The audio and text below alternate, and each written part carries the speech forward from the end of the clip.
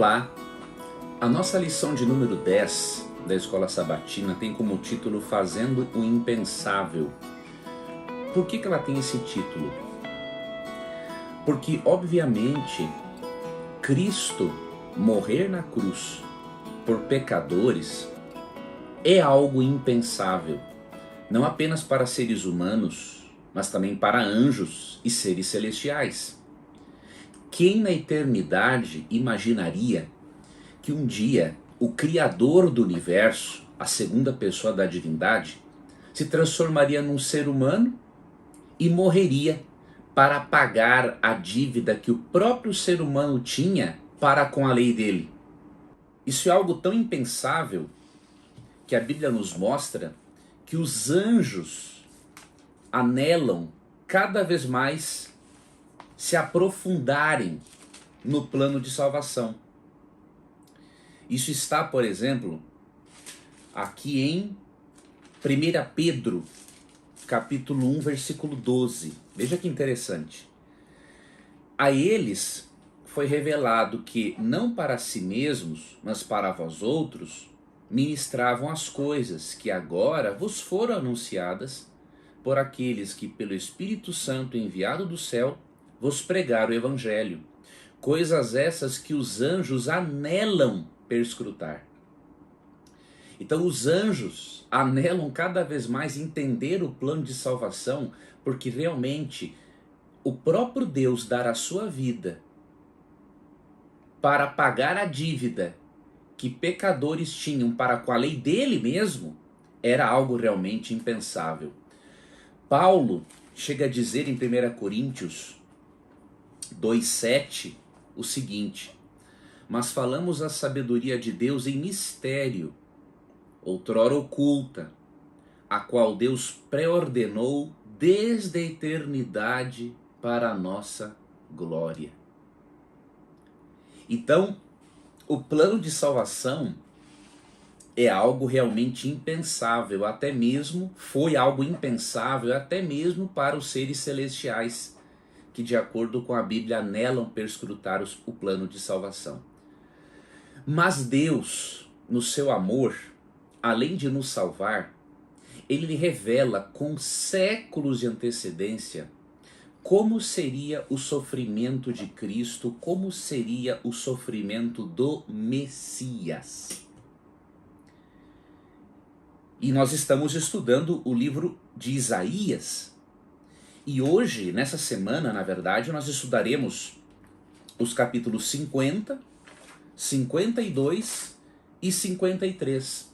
E você vai ver que o livro de Isaías, com séculos de antecedência, mostrou de forma exata como Jesus viria, como ele sofreria e como seria o ministério dele em favor da humanidade. Essa antecipação do trabalho do Messias, eu quero ver aqui para você, porque cada erudito pensa de uma forma, mas alguns datam o livro de Isaías como tendo sido escrito entre 686 e 650 a.C. Então podemos dizer que aproximadamente por 700 anos antes de os eventos surgirem, Isaías já falava do Messias. E nós vamos ver que não tem como não ser Jesus o servo sofredor de Isaías. Na Idade Média começou a popularizar-se a interpretação de que o servo sofredor de Isaías era o povo de Israel. E ainda existe essa interpretação, mas ela é totalmente absurda, totalmente descontextualizada. E nós devemos recordar que os judeus cristãos do Novo Testamento, eles têm autoridade para interpretarem quem é o servo sofredor no livro de Isaías, ainda mais sendo eles inspirados.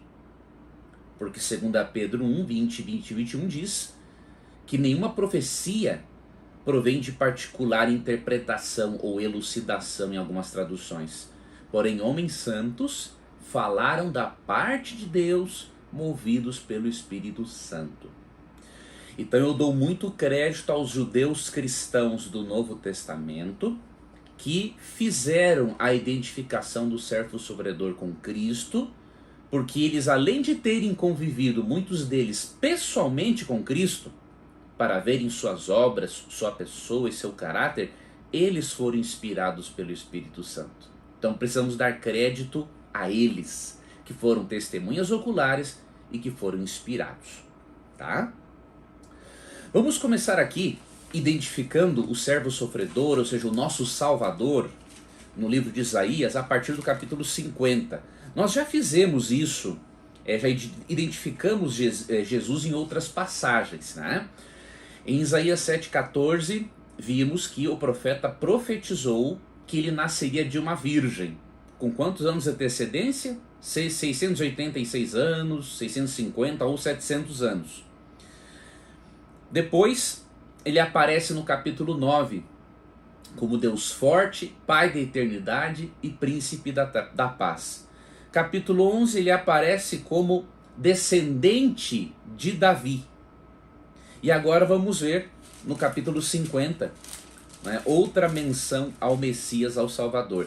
É importante você entender essas profecias messiânicas não apenas para a sua salvação, não apenas para você identificar Jesus na profecia, mas para você mostrar, por exemplo, para um ateu, um agnóstico sincero, que há um elemento sobrenatural na Bíblia, que é totalmente inviável que Isaías predissesse com 600, 700 anos, né, como que Cristo viria, como ele morreria, né? Então isso mostra a sobrenaturalidade da Bíblia. As profecias messiânicas valem muito a pena de serem estudadas, e existem dezenas delas, tá? Então vamos aqui no capítulo 50, eu vou ler para você a partir do versículo 4, tá bom? Até o versículo 10. Vamos ver, na verdade, esses versículos que nos ajudam a identificarmos o Messias, a Cristo. O Senhor Deus me deu língua de eruditos, para que eu saiba dizer boa nova ao cansado. Ele me desperta todas as manhãs, desperta meu ouvido, para que eu ouça como os eruditos. O Senhor Deus me abriu os ouvidos, e eu não fui rebelde, não me retraí. Ofereci as costas aos que me feriam. Olha como parece a descrição de Cristo, né? E as faces aos que me arrancavam os cabelos. Não escondi o rosto aos que me apontavam e me cuspiam. Porque o Senhor Deus me ajudou, pelo que não me senti envergonhado. Por isso fiz o meu rosto como um seixo, e sei que não serei envergonhado. Verso 10. Quem há entre vós que tema o Senhor, e que ouça a voz do seu servo? Aquele que andou em trevas, sem nenhuma luz, confie em o nome do Senhor, se firme sobre o seu Deus.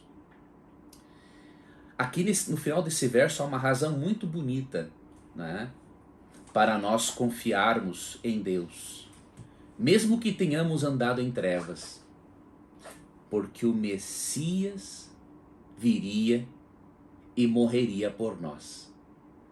Vamos ver como os autores do Novo Testamento identificaram o Messias nesses versos que eu destaquei, verso 4, verso 6 e também o versículo 10. Mas em especial os versos 4, 6 e 7, tá bom? Vamos para Mateus 27, capítulo 27, verso 26. Vamos ver como que esse judeu cristão, Mateus, testemunha ocular, que conviveu com Cristo e que foi inspirado, como ele interpretou este servo sofredor do capítulo 50. Tá? Mateus capítulo 27, vamos ver aqui o versículo 26, que diz assim: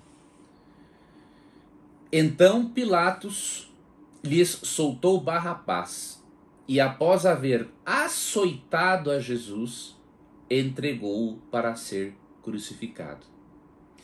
Aqui diz que Cristo foi açoitado, né? E aqui no verso 6 do capítulo 50, o Messias fala assim, ó: ofereci as costas aos que me feriam e a face aos que me arrancavam os cabelos. Vamos ver isso num outro texto. Mas você já vê aqui que Mateus já está aplicando esse capítulo 50 a Jesus Cristo. Outro texto, João 18, 22. Outra testemunha ocular que conviveu com Cristo e que foi inspirado para dar a devida interpretação do servo sofredor em Isaías. João capítulo 18, versículo 22 diz assim: dizendo ele isto, um dos guardas que ali estavam deu uma bofetada em Jesus, dizendo: é assim que falas ao sumo sacerdote? Então o texto diz que Jesus levou uma bofetada, e no verso 6, né, que nós lemos, ofereci as costas aos que me feriam, ou seja, foi açoitado realmente, e as faces aos que me arrancavam os cabelos. Não escondi o rosto aos que me afrontavam e me cuspiam. Há mais identificações em relação a isso. Mateus 26, vamos ver aqui o versículo 67, que diz assim: então uns cuspiam-lhe no rosto e lhe davam murros, e outros o esbofeteavam, dizendo: profetiza-nos, ó Cristo, quem é que te bateu? Então você vê lá em Isaías 50, verso 6, nós lemos que até cuspiriam no Messias. E aqui Mateus confirma, né, que isso aconteceu na vida de Jesus. Outro verso importante está o verso 30 do capítulo 27. Olha o que diz aqui, ó. E, cuspindo nele, tomaram o caniço e davam-lhe com ele na cabeça. Então você vê essas descrições que encontramos no livro de Isaías, no capítulo 50, né? Elas foram interpretadas por testemunhas oculares que conviveram com Cristo e que foram inspirados pelo Espírito Santo, como se referindo a Jesus e não ao povo de Israel e a mais ninguém. E isso com 7 séculos de antecedência. Tá? Agora, o capítulo 52 de Isaías e o capítulo 53 também fornecem coisas impressionantes sobre a vinda de Jesus.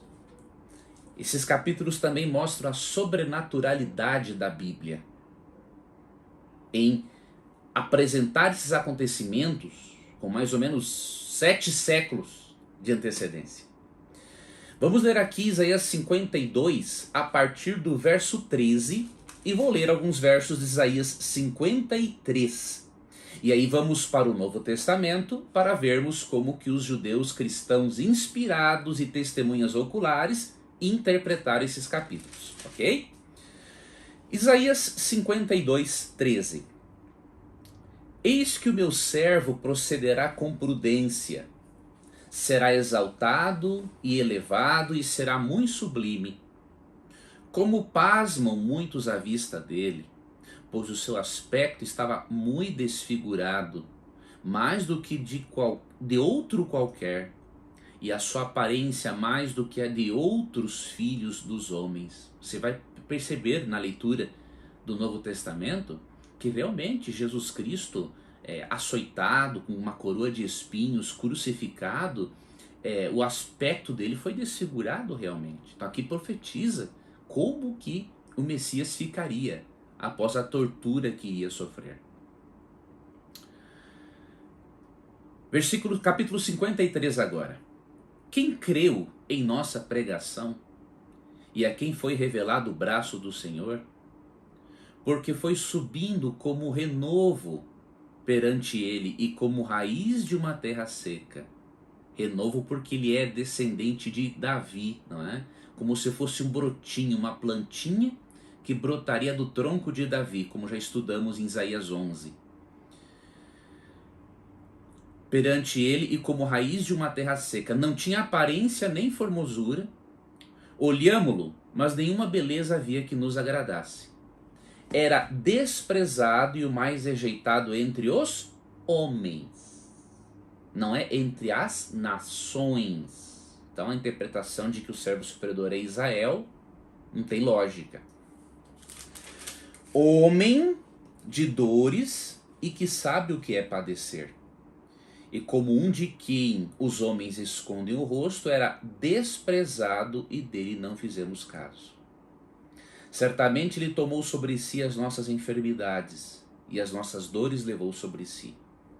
E nós o reputávamos por aflito, ferido de Deus e oprimido. Verso 5. Mas ele foi traspassado pelas nossas transgressões e moído pelas nossas iniquidades. Jamais o povo de Israel poderia cumprir essas características, e nem mesmo os nossos irmãos judeus, não é? O castigo que nos traz a paz estava sobre ele, e pelas suas pisaduras fomos sarados. Todos nós andávamos desgarrados como ovelhas, cada um se desviava pelo caminho, mas o Senhor fez cair sobre ele a iniquidade de todos nós. Verso 10. Todavia ao Senhor agradou moê-lo, fazendo-o enfermar. Quando der ele a sua alma como oferta pelo pecado, verá a sua posteridade e prolongará os seus dias. E a vontade do Senhor prosperará nas suas mãos. Depois eu comentarei esse aspecto aqui, também os versos 12 e 13.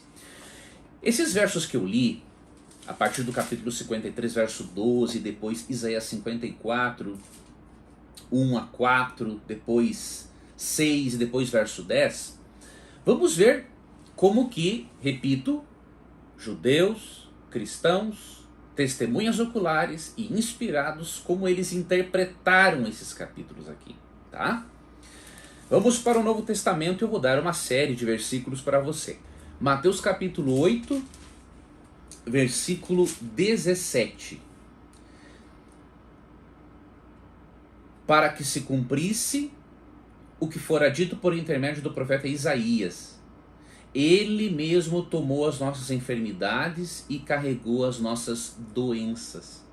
O que Cristo fez para que se cumprisse, por exemplo, o versículo 4 que disse que ele tomou sobre si as nossas enfermidades, né?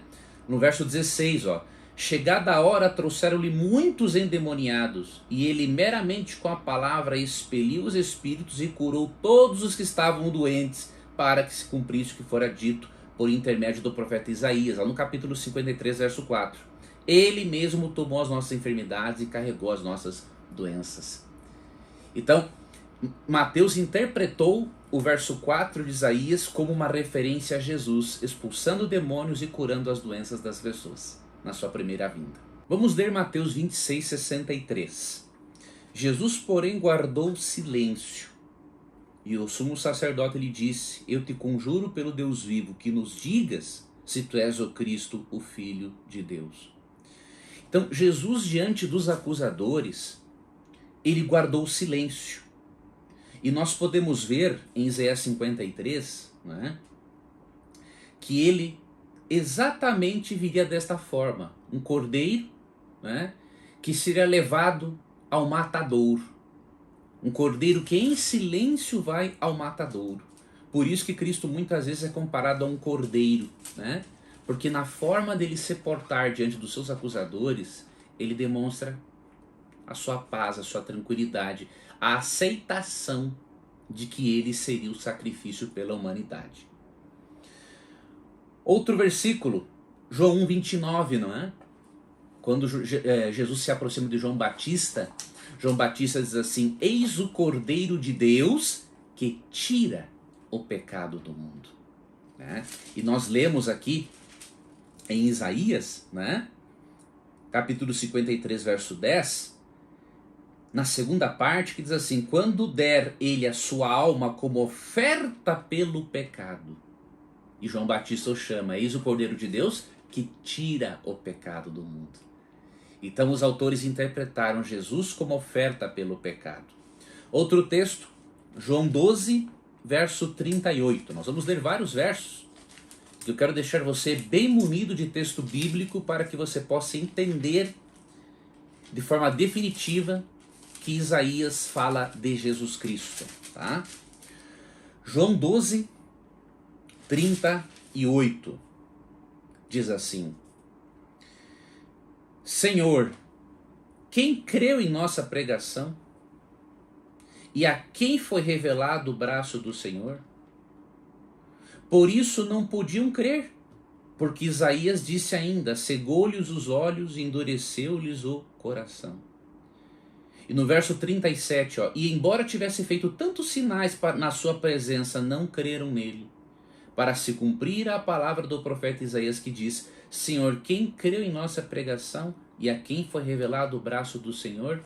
Isaías profetizou que quando Jesus curasse e realizasse milagres entre os judeus, mesmo assim muitos deles não creriam que o Messias havia chegado. E isso está no capítulo 53, verso 1 de Isaías. Quem creu em nossa pregação e a quem foi revelado o braço do Senhor? Então a descrença judaica em Jesus como Messias, mesmo ele tendo feito milagres na presença deles, foi interpretado pelo evangelista João como sendo um cumprimento de Isaías 53, verso 1. Veja que interessante. Outro texto, Atos 3,13.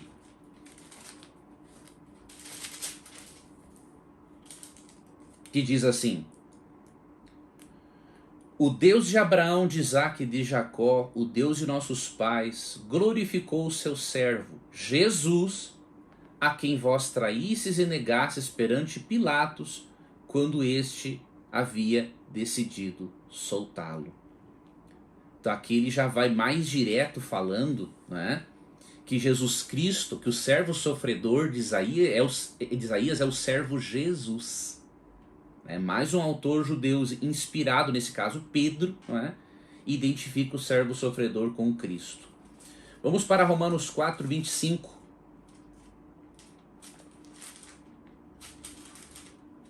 Romanos 4, 25. O apóstolo Paulo, desta vez, diz assim: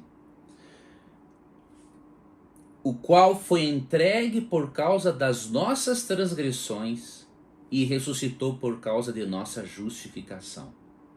Paulo, falando de Cristo, diz que ele foi entregue por causa de nossas transgressões, né? E aí o versículo 5 de Isaías 53, que foi a base para Paulo escrever isso, diz assim: mas ele foi traspassado pelas nossas transgressões e moído pelas nossas iniquidades. Então você vê os autores, interpretando Isaías como se referindo ao próprio Cristo, ao próprio Jesus. Por exemplo,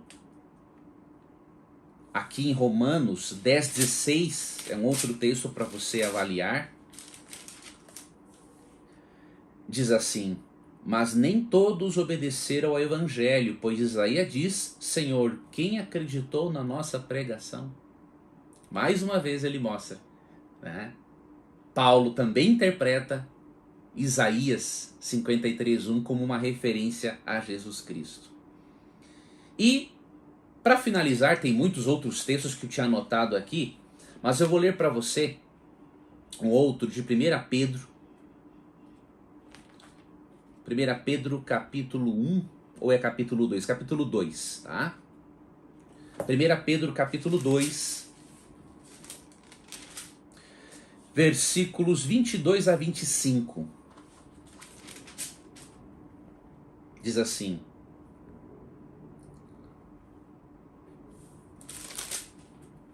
1 Pedro 2, 22 a 25. Eu abri em 2 Pedro 2.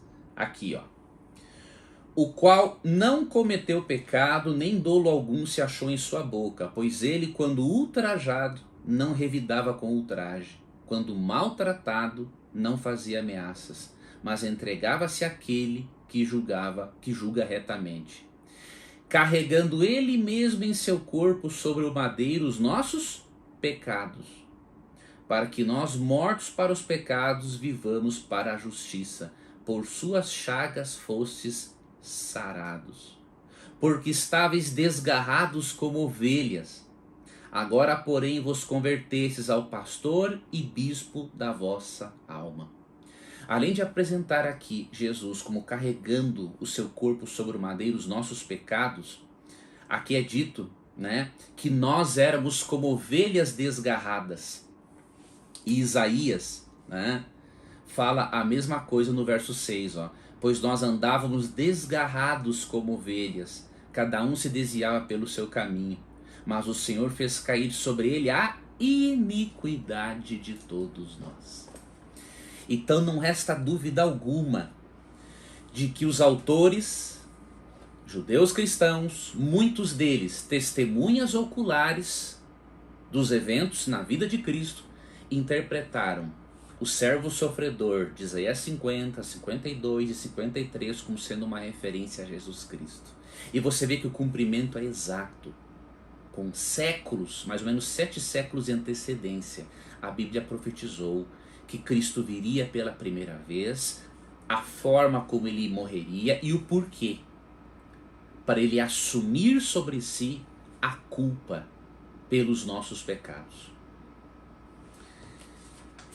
E aí, vou finalizar o estudo com você. Na verdade, não finalizar ainda. Eu preciso ler mais 2 textos antes, para mostrar para você que tudo isso que Cristo fez foi algo de extremo valor e importância, não só para nós, mas para todo o universo. Sabe por quê? Porque não foi qualquer um que veio naquela condição para morrer na cruz pelos pecadores. Veja o que diz Filipenses 2, 5 a 11. Esse é um texto importante para você ler e refletir. Tende em vós o mesmo sentimento que houve também em Cristo. Pois ele, subsistindo em forma de Deus, ou seja, ele era Deus, no mais pelo sentido do termo, e é ainda, não julgou como usurpação o ser igual a Deus. Antes, a si mesmo se esvaziou, assumindo a forma de servo, ou seja, assumiu uma natureza humana, não é? Tornando-se em semelhança de homens, não igual, porque ele tinha dupla natureza, e reconhecido em figura humana. A si mesmo se humilhou, tornando-se obediente até a morte e morte de cruz. Pelo que também Deus o exaltou sobremaneira e lhe deu o nome que está acima de todo nome, para que ao nome de Jesus se dobre todo o joelho nos céus, na terra e debaixo da terra, e toda língua confesse que Jesus Cristo é o Senhor, para a glória de Deus Pai. Então quem morreu na cruz por você e por mim não foi uma criatura, não foi um Deus menor. Foi alguém que subsistia em forma de Deus. E aqui é dito que além de por sua obediência ele nos curar da nossa desobediência, os versos 10 e 11 dizem que um dia, que será na segunda vinda dele, todo joelho se dobrará e toda língua confessará que Cristo é o Senhor. Ou seja, até os ímpios vão reconhecer que Cristo era realmente o Salvador. Pena que eles vão reconhecer isso tarde demais. Agora, eu quero mostrar para você um outro propósito de Cristo sofrer tanto como Messias. Qual era a necessidade disso? Você pode estar se perguntando. Por que Deus, a segunda pessoa da divindade, teria de sofrer tanto pelo ser humano, como foi profetizado por Isaías e confirmado pelos escritores do Novo Testamento? 2 Coríntios 5:21 nos explica isso. Nos mostra a lógica, parte da lógica do plano de salvação, porque há muitos textos que falam sobre isso. 2 Coríntios 5:21 diz assim: aquele que não conheceu o pecado, ele o fez pecado por nós, para que nele fôssemos feitos justiça de Deus. O que acontece? De acordo com a lei de Deus, só merece morrer quem peca, né? Romanos 6:23 diz assim: o salário do pecado é a morte. Mas como nós podemos ler em Hebreus 4, 14 a 16, e Hebreus 7, 25, João 8, 46, Cristo não pecou. Se Cristo não pecou, ele não merecia morrer. Mas ele morreu. Então o que isso significa? Deus tem agora o direito legal de perdoar todo aquele que aceita a justiça ou o sacrifício substitutivo de Cristo. Como Cristo morreu sem pecar, ele ao mesmo tempo, diz 2 Coríntios 5,20, ele nos reconciliou com Deus, porque ele recebeu a ira de Deus sobre o pecado em nosso lugar. Cristo, quando disse na cruz em Mateus 27, Deus meu, por que me desamparaste? Ele experimentou a dor, a separação de Deus, ele experimentou a segunda morte. Então Cristo nos reconcilia com Deus, porque ele assume o castigo que nós merecíamos e ele assume a culpa que era nossa. E como ele morreu sem merecer, porque ele não pecou, toda pessoa que pela fé aceita o sacrifício substitutivo de Cristo, ela recebe a justiça imputada ou transferida de Jesus. E Deus olha para essa pessoa como se ela não tivesse pecado, porque a justiça de Cristo, legalmente, juridicamente, é transferida para o pecador. E esta obra de Deus é tão perfeita, foi realizada de forma tão perfeita, que Isaías nos mostra, e agora finalizaremos o nosso estudo, que Cristo, também na sua segunda vinda, quando ele olhar para os seus filhos na eternidade, que puderam ser salvos pelo sacrifício dele, Cristo ficará satisfeito com o seu trabalho, mesmo ele tendo sofrido tanto, como diz Paulo, né, em 2 Coríntios, se não me engano, no capítulo 8, né, Cristo se fez pobre para que por sua riqueza nos tornássemos ricos. E aí, Isaías 53:11 diz assim: ele verá o fruto do penoso trabalho de sua alma e ficará satisfeito. O meu servo, o justo, com o seu conhecimento, justificará a muitos. É o que Paulo disse em Romanos 4, né? Que Cristo nos justificou, nos tornou justos. Porque as iniquidades deles levará sobre si. Por isso, eu lhe darei muitos como a sua parte, e com os poderosos repartirá ele o despojo, porquanto derramou a sua alma na morte. Foi contado com os transgressores, contudo levou sobre si o pecado de muitos, e pelos transgressores intercedeu. Tá? Então aqui diz que ele foi contado com os transgressores. Aqui se refere ao fato de, em Lucas 23, 39 a 43, ele ter sido morto ao lado de 2 criminosos. Veja, até isso foi profetizado por Isaías. E aqui diz que Cristo ficará também na sua segunda vinda satisfeito com o trabalho que ele fez. Por isso, meu amigo internauta, seja você cristão ou não, o que Cristo fez por você e por mim é muito para rejeitarmos. Se você é ateu ou agnóstico, eu lhe convido, analise essa profecia messiânica, juntamente com esses versos do Novo Testamento que eu deixei para você, e você vai perceber que realmente Jesus existiu, e não apenas existiu, ele era mais do que um personagem histórico, ele era Deus em forma humana, assumindo a culpa pelos pecados da humanidade, dando-nos o direito legal, judicial, de recebermos o perdão de Deus, de nos reconciliarmos com Deus se o aceitarmos pela fé. Mesmo com dificuldades, busque ter fé em Cristo. E você que é um cristão, você tem agora aqui um material muito interessante, né, para mostrar a queridos amigos, ateus, agnósticos, né, que com aproximadamente 7 séculos de antecedência, a Bíblia disse exatamente como seria o trabalho do Messias, como seria o sofrimento do Salvador.